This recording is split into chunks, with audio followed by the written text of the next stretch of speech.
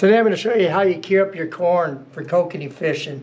And what this will allow your corn to do is stay firm. It won't slime up on you and get soft. So ideally, first thing you do is drain off any excess juice. That way it'll absorb our cure much better. And what I'm going to do today is do it in 3 colors. I'm going to do a natural, a pink, and an orange. And all we're going to do, no exact science this, I'm just going to kind of split the can up 3 ways. And the main thing, it's got to be shoe peg corn. If it's not shoe peg corn, you're wasting your time. I don't know why, but the kokanee love the shoe peg corn. And then we'll do one with the orange. And kokanee are really finicky. One day they want the orange, and then after 9:30 or 10 in the morning, they want natural, and then they want pink. So it never hurts to go out with all 3 colors. And provided you leave these on ice, to keep them in a bait cooler with ice packs underneath, these will last multiple trips.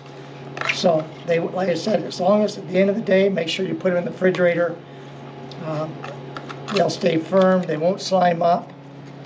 But then what I'll do is I'll put these covers on these, put them in the refrigerator for 4 to 6 hours or overnight, so be the case. But the next morning I'll drain off the juice.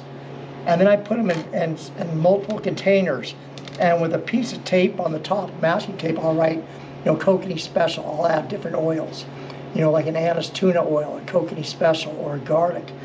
And that way you're taking 1 can of corn, and you can make, a half a dozen to a dozen different varieties.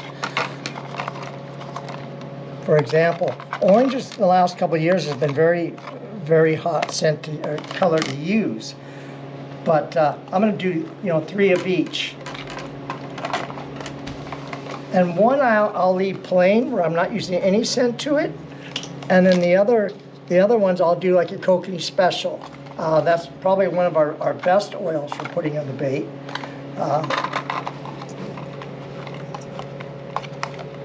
And then I'll also do like an anise tuna in there. And like I said, but here again, for $2 for a can of corn, you can end up, with 8 to 10 different varieties of bait. But like I said, the main thing is to drain the juice off, drain the excess juice after you put the wizard to it. Now you're ready to add scent. And so, like I said, I would leave 1 of each color plain with no scent. Then I would use the kokanee special.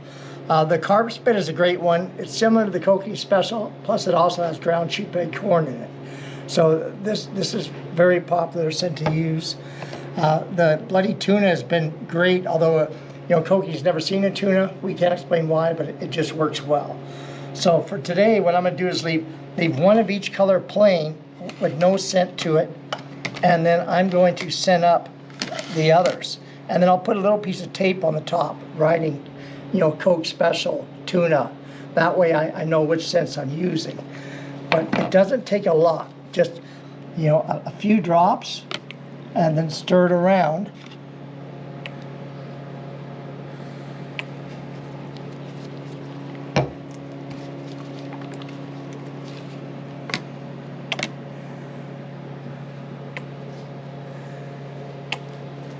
And like I said, you can use multiple scents, but kokanee are crazy. It'll be a hot, fast, and furious bite from 8:30 to 9:30 on natural, and then it switches to an orange. So if you've got multiple rods out, make sure you're using multiple different colors and scents.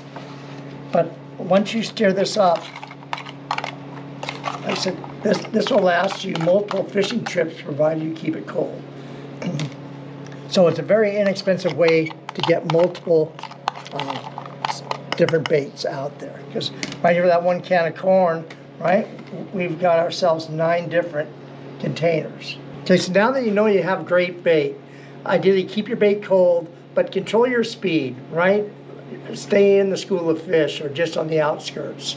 But ideally, and if you're going through fish and not getting bit, vary your speed. Slow out, slow down, speed up, turn left, turn right, zig and zag, and I tell you what, you'll make the fish bite.